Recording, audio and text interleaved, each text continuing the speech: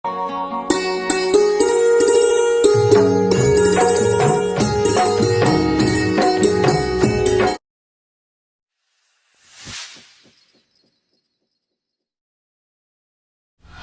আলাইকুম everyone, welcome back to my channel. আশা করি আপনারা সকল ভালো আছেন। আজকে আমি আপনারা লগে শেয়ার করবো রমজান মাসের মোস্ট পপুলার একটা স্ন্যাক্স, যা হইল গিয়ে ডালির বড়া বা ডালের পেঁয়াজি। তো আমি আজকে আপনারা লগে শেয়ার করবো ডাইলের বড়া। আশা করি আপনারা আমার রেসিপিটা ভালো পাইবা। ডাইলের বড়া বানাইবা লাগি এখানেও আমি মসুরি ডাইল নিছি, 1.5 কাপ ডাইল এখানেও আমি নিছি। আজকের রেসিপি লাগে অবশ্য 1.5 কাপ ডাইল লাগতো না, তারপরেও আমি একলগে ডাইল যেহেতু গুটরাম, মানে ডাইল ব্লেন্ড করাম একলগে আমি বেশ করে কতখান ডাইল দেওয়া আমি ব্লেন্ড করিয়া বাকি খানি যেখানে আমার লাগবো এই রেসিপি লাগে অসেন রাখিয়া বাকি খানি আমি রাখি দিব নর্মাল ফ্রিজের মাঝে। কারণ রমজান মাসও প্রত্যেক দিনও আমরা ডাইলের পেঁয়াজি বা ডাইলের বড়া বানাইয়া থাকি। তো বাকি যেদিন লাগে আর কি এই দিন আর ডাইল ব্লেন্ড করার আর ঝামেলাটা আর থাকলো না। তো এখন আমি ডাইলখানি ধরে বালা করে খসলাইয়া দইয়া যে সময় ক্লিয়ার পানি আইছে ওই সময় আমি আইনিয়া ভিজিয়ে রাখি দিছি 1 ঘন্টার মতো। 1 ঘন্টা পরে এখন দেখো আমার ডাইলখানি ভিজিয়া আরও ডাবল হয়েছে। এখন আমি ডাইলখানি ধরে ব্লেন্ড করে লিম। ডাইল ব্লেন্ড করবা লাগে এখানে আমি আমার ও চপারটা ইউজ করলাম।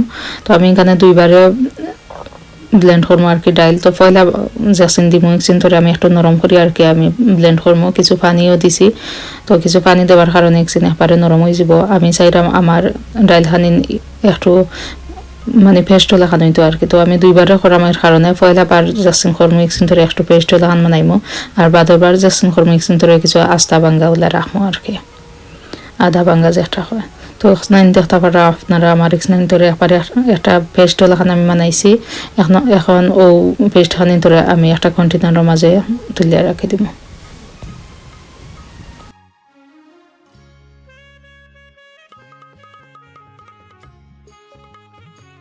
এখন বাকি যে ডাইলখান রয়েছিল ওখান ধরেও আমি এখন ব্লেন্ড করে দিমু। তো একদিন ধরে এখন আর আমি পানি দিতাম না, পানি না দিয়েও আর কি আমি ব্লেন্ড করাম, যাতে করে আমার একদিন কিছু আস্তা আস্তা থাকে, মানে আদা ভাঙ্গা যেটা হয় আর কি ওলা থাকে। তো আমার ব্লেন্ড করে হয়ে গেছে। একদিন দেখতে পারো আপনারা কিছু শক্তও রয়েছে, মানে আদা ভাঙ্গা তো করছে একদিন, আর এই আগর খানি তো লাগানো তো পেস্ট হয়েছে না। তো এখন আপনারা সুবিধার্থে যারা কেউ যদি আমার রেসিপি ফলো করেন তারা সুবিধা লাগি আমি এখানেও একবারে বালা করে মাপ মতো দেখাইলাম আর কি। তো যেদিন একবারে পেস্ট করছিলাম ওখান ধরে আমি নিলাম এখানে 1/2 কাপের একটা কাপ নিছি। তো 1/2 কাপ নিলাম আমি যেখানে একবারে পেস্ট করছিলাম ওখানে, আর আরও 1/2 কাপ নিমু যেখানে একটু আদা ভাঙ্গা করছিলাম ওখানে।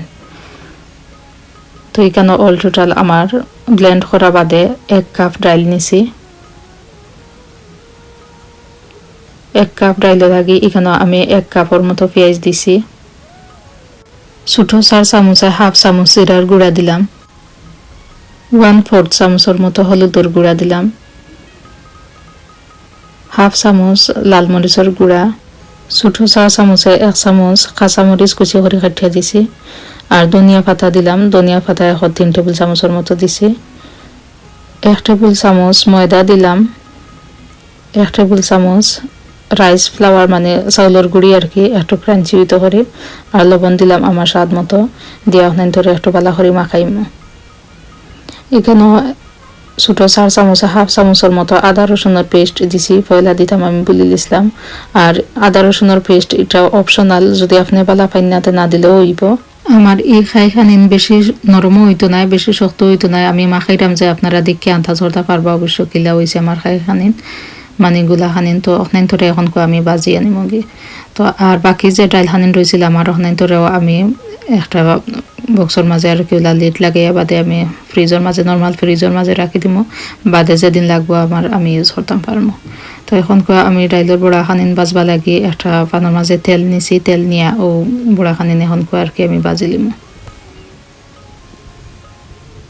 আর ডাইলের বড়া বাজা লাগে আমি যে তেল রাখছি তেল খানিন ধরে পয়লা আমি গরম করিয়া নিছিলাম কি। এখন আমি চুলার আগুন একবারে মিডিয়াম টুলোর মাঝে রাখিয়া আমার ডাইলের বড়া আগুন ধরে বাজিয়া নিমু।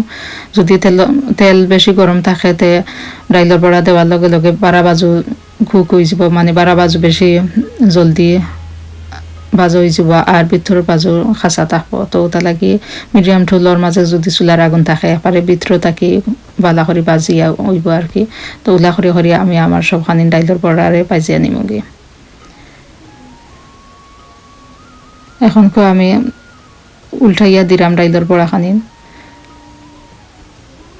সবখানি ধরে ওলা একটু উল্টাইয়া দিমু। উল্টাইয়া দিয়া বাদে যে সময় দেখবো যে আমার কিছু ডাইলের বড়াখানি একটু গোল্ডেন কালারের মতো হয়ে গেছে, ওই সময় গিয়ে আমি লামাই লিমু। তো এখন আগের আমার ডাইলের বড়া বাজা হয়ে গেছে, আমি এখন লামাই দিমু। আর বেশি আমি টানাইতাম না, বেশি যদি টানাইতে এসে ঠান্ডাও আবার দেখছেন বেশি শক্ত হয়ে যাব আর খাওয়া যাইতো না।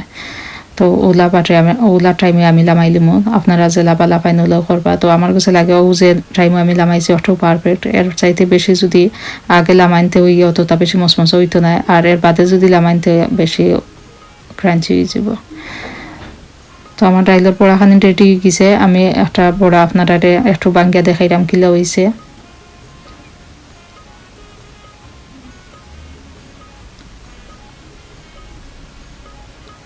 দেখতে পারো আপনারা খুব সুন্দরই আমার ডাইলের বড়াখানি ভাজা হয়েছে। বেশি ক্রাঞ্চিও নাই আবার বেশি নরমও নাই, খুব সুন্দর একটা ডাইলের বড়া হয়েছে, খুব মজারও হয়েছে। আসলে আমিও সবসময় ডাইলের বড়া বানাই, কিন্তু আজকে যে মজা হয়েছে আর কোনোদিন মজা হয় না। তো আশা করি আপনারা আমার ডাইলের বড়াটা বানাইয়া খাইয়া কইবা কিলা হয়েছে আপনার কাছে। আর যদি আপনারা আমার রেসিপিটা ভালো পাইয়া থাকুন তো please like comment share and subscribe করতে ভুলবা না। আর যে যে চাইছিলে আমার ডাইলের বড়া কিলা হয় দেখতা, আশা করি আপনারা যদি দেখে থাকুন তো খুশি হইবা। তো থ্যাংক ইউ এভরিওয়ান, অত সময় আমার লগে থাকা লাগি। রমজান মুবারক জানাইয়া আজকের মতো বিদায় নিলাম। আপনারা সকল ভালো থাকা, আপনারা দোয়ার মাঝে আমার মনে রাখবা ও আশা নিয়ে আজকের মতো বিদায় নিলাম। আল্লাহ হাফেজ।